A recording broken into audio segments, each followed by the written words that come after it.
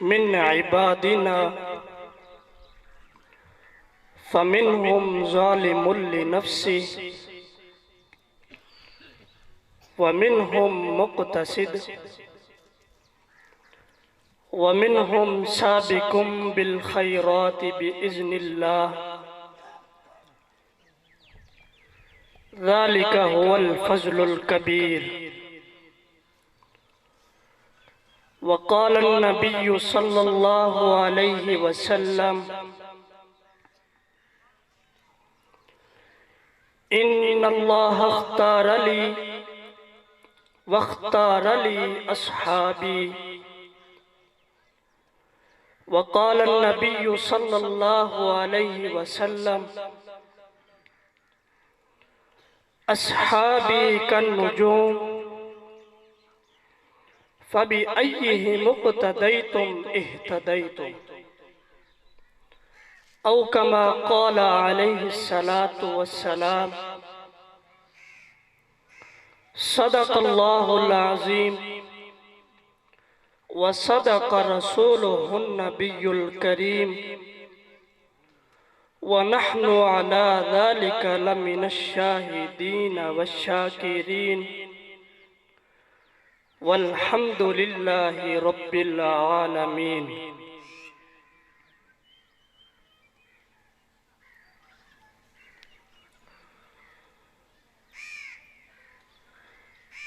ہمیں دنیا سے کیا مطلب،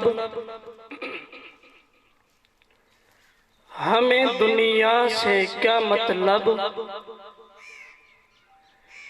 مدرسہ ہے وطن اپنا.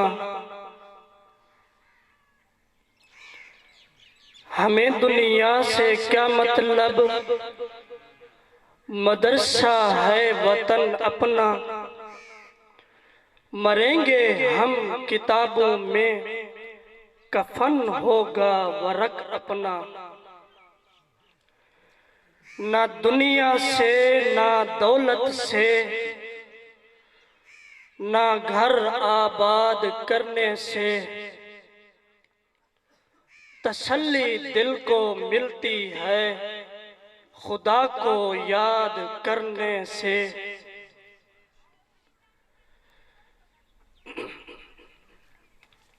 برادران اسلام، معزز سامعین گرام اور معزز علماء کرام، دوستوں، بھائیوں، بزرگوں اور عزیزوں، آج 18 ربیع الاول سن 1442 ہجری بمطابق 5 نومبر سن 2020 عیسوی آپ حضرات کے سامنے اپنے آبائی علاقہ میں تقریباً دوسری مرتبہ گفتگو کرنے کا موقع مل رہا ہے. میں اللہ رب العزت سے دعا گو ہوں کہ رب کریم میں نے قرآن کریم سے اور احادیث مبارکہ سے جو آیت اور حدیث تلاوت کی ہے، اس پر حق سچ کہنے کی اور پھر مجھے اور آپ حضرات کو اس پر عمل کرنے کی توفیق عطا فرمائے. میرے دوستوں، مجھے جو یہ اللہ رب العزت نے مرتبہ عطا کیا، اس میں میرا کوئی کمال نہیں ہے. یہ میرے اوپر رب کریم کا بہت بڑا فضل ہوا ہے کہ اللہ رب العزت نے مجھے یہ مرتبہ عطا کیا. میں اس پر اللہ رب العزت کا جتنا شکر ادا کروں کم ہے۔ اور اس کے بعد میرے اساتذہ کرام اور میرے والدین، عزیز و اقارب اور میرے ساتھ محبت کرنے والے بزرگوں کی دعاؤں کا صلہ ہے۔ اللہ رب العزت ہم سب کو دین اسلام سے محبت کرنے والا بنائے۔ سامعین گرامی، میں نے آپ حضرات کے سامنے جو آیت مبارکہ تلاوت کی ہے، اس آیت کے تحت رب کریم حفاظ کرام کے مراتب اور ان کے انجام کا تذکرہ فرما رہے ہیں۔ اللہ رب العزت ارشاد فرماتے ہیں، ثم اورثنا الکتاب الذین اصطفینا من عبادنا فمنهم ظالم لنفسه ومنهم مقتصد ومنهم سابق بالخيرات بإذن الله ذلك هو الفضل الكبير، کہ ہم نے اس کتاب کے لیے، کون سی کتاب؟ قرآن پاک، اس کتاب کے لیے ہم نے اس کتاب کا وارث بنایا ان لوگوں کو جن کا ہم نے چناؤ کیا، جن کا ہم نے انتخاب کیا، جن کو ہم نے خود چنا، استفینا، چناؤ کیا، من عبادنا، اپنے بندوں میں سے۔ ایک چناؤ میرے دوستو ہمارا اور آپ کا ہے، ایک چناؤ میرا اور آپ حضرات کا ہے کہ ہم مثال کے طور پہ بازار جاتے ہیں، بازار میں کوئی چیز خرید کرتے ہیں، ہم چناؤ کرتے ہیں، چن کر اس چیز کو ترازو میں ڈالتے ہیں، ترازو میں ڈال کر اس چیز کو ہم گھر میں لے کر آتے ہیں، اس کے پیسے کی ادائیگی کے بعد ہم اس چیز کو گھر میں لے کر آتے ہیں، گھر میں لے کے آنے کے بعد اس چیز کو ہم کاٹتے ہیں۔ جب ہم اس چیز کو کاٹتے ہیں وہ چیز اندر سے خراب نکلتی ہے، وہ چیز اندر سے بیکار نکلتی ہے، وہ چیز بالکل قابل نہیں ہوتی کہ ہم اس کو کھا سکیں۔ میرے دوستو، یہ میرا اور آپ حضرات کا چناؤ تھا، ایک ہے رب کریم کا چناؤ۔ میرے اور آپ حضرات کے چناؤ میں فرق آ سکتا ہے لیکن رب کریم کے چناؤ میں فرق نہیں آ سکتا۔ میرے اور آپ کے چناؤ غلط ہو سکتا ہے لیکن رب کریم کا چناؤ غلط نہیں ہو سکتا۔ میرے دوستو، یہ تو معلوم ہوا دنیا میں جتنے حفاظ کرام ہیں، جتنے علماء کرام ہیں، جتنے قرائے کرام ہیں، یہ اللہ رب العزت کے چنے ہوئے لوگ ہیں۔ ہمیں چاہیے ہم ان کی قدر کریں، ہم ان کا احترام کریں۔ پرسوں انشاءاللہ الحمدللہ ہم نے ایک حدیث مبارکہ پڑھی ہے، اس میں ایک راوی گزرے ہیں عبداللہ بن مسلمہ، بخاری شریف کی حدیث ہم نے پڑھی، اس میں ایک راوی گزرے عبداللہ بن مسلمہ، ان کی ہم روایت پڑھ رہے تھے تو استادوں نے ہمیں بتایا کہ یہ راوی بہت بدمعاش تھے ایک زمانہ میں، اور بہت شراب خور تھے، شراب پیتے تھے، بہت بدمعاشی کرتے تھے۔ وہ ایک دن اپنے گھر کے دروازے پہ کھڑے تھے، اپنے دوستوں کے انتظار میں کھڑے تھے کہ دوست آئیں گے، ہم نے فلاں جگہ پہ کہیں انہوں نے جانا ہوگا، شراب کے اڈے پہ انہوں نے شراب پینا ہوگا۔ تو وہ انتظار کر رہے تھے اپنے دوستوں کا، تو اچانک سامنے راستے سے دیکھتے ہیں ایک بزرگ اونٹ پر آ رہا ہے اور اس کے پیچھے لوگ دوڑ رہے ہیں، پیچھے بھاگ رہے ہیں۔ جب اس روایت کرنے والے راوی کے پاس سے وہ لوگ گزرتے ہیں تو وہ راوی پوچھتا ہے یہ کون بزرگ ہیں، یہ کون ہے؟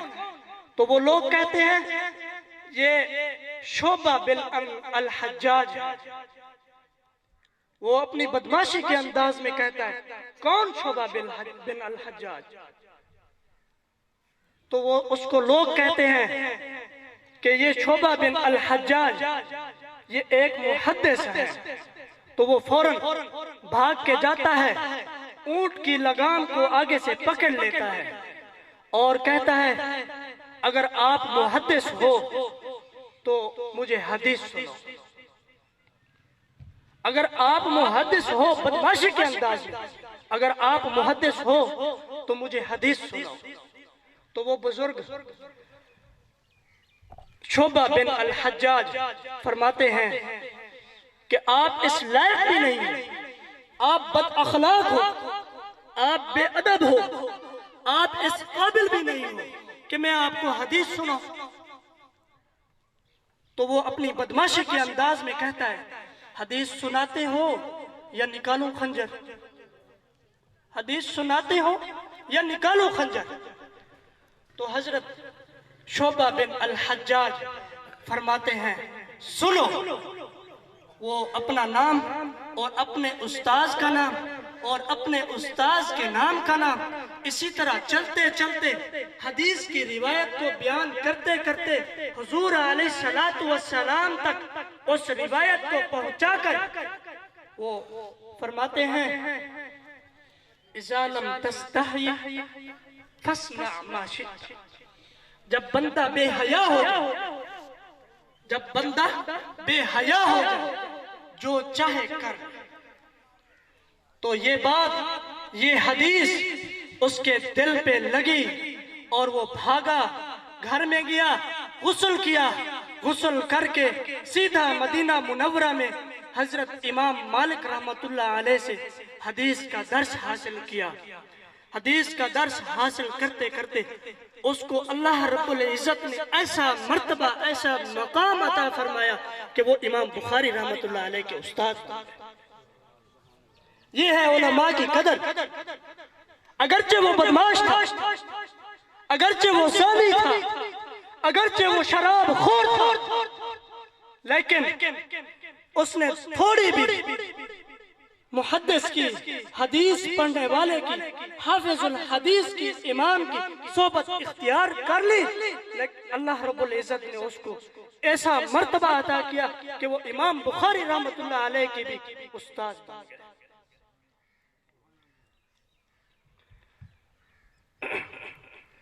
آگے اللہ رب العزت نے ارشاد فرمایا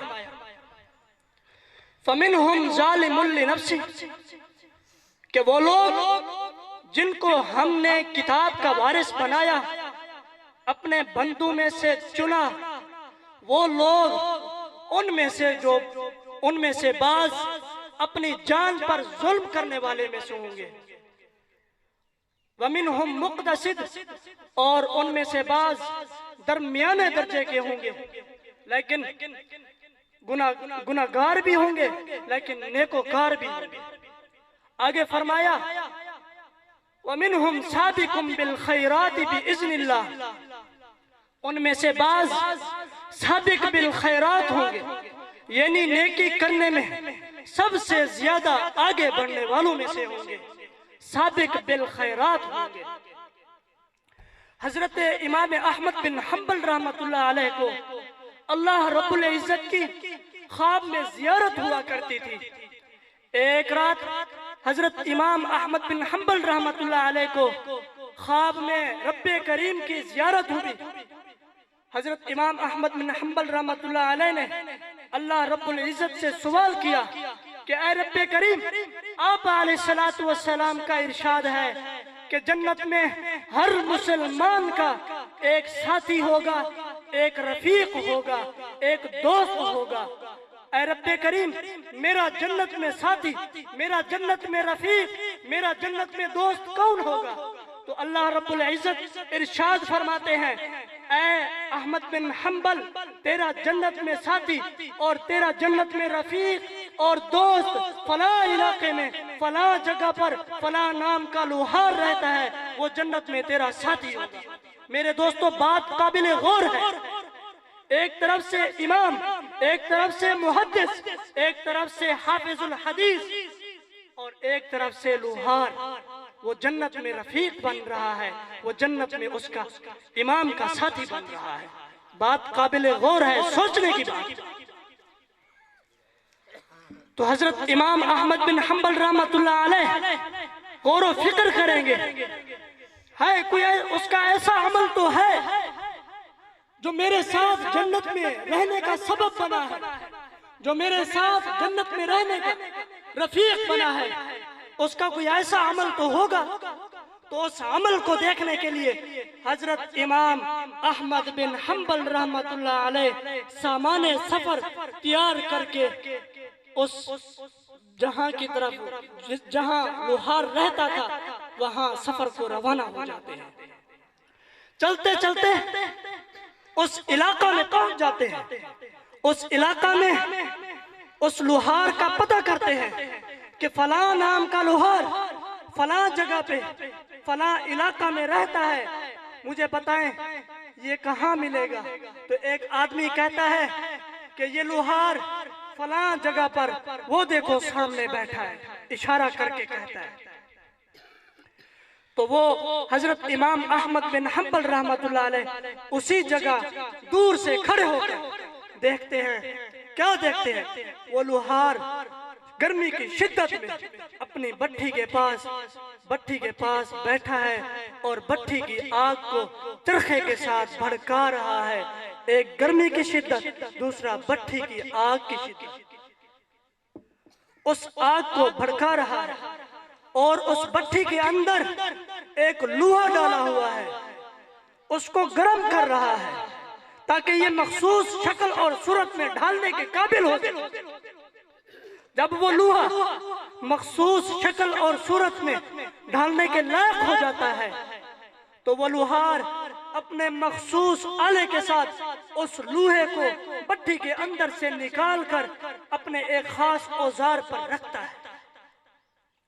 اس اوزار پر رکھ کر ہتھوڑا اٹھا کے اس لوہے کو مخصوص شکل اور صورت میں ڈھالنے کا ارادہ کرتا ہے۔ ہتھوڑا اٹھا کر سر سے بلند کرتا ہے اور مارنے کا ارادہ کرتا ہے۔ مسجد سے آواز آتی ہے، مؤذن صدا بلند کرتا ہے، اللہ اکبر اللہ اکبر، اشہد ان لا الہ الا اللہ، اشہد ان لا الہ الا اللہ، اشہد ان محمد رسول اللہ، اشہد ان محمد رسول اللہ۔ تو وہ لوہار فوراً وہ ہتھوڑا سائیڈ پہ رکھ کے سیدھا مسجد کی طرف چلا جاتا ہے۔ یہ ہے سابق بالخیرات میرے دوستو، یہ ہے سابق بالخیرات۔